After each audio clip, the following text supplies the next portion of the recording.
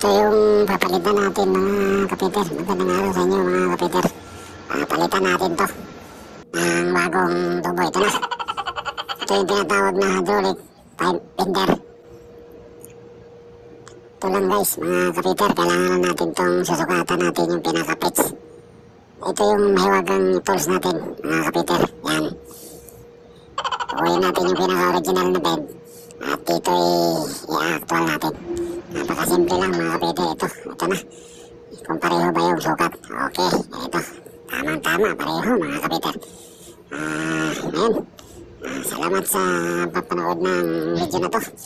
Sana'y mayroon kayong matutunan. Salamat. Huwag kalimutan mag-like and share. At saka subscribe na rin sa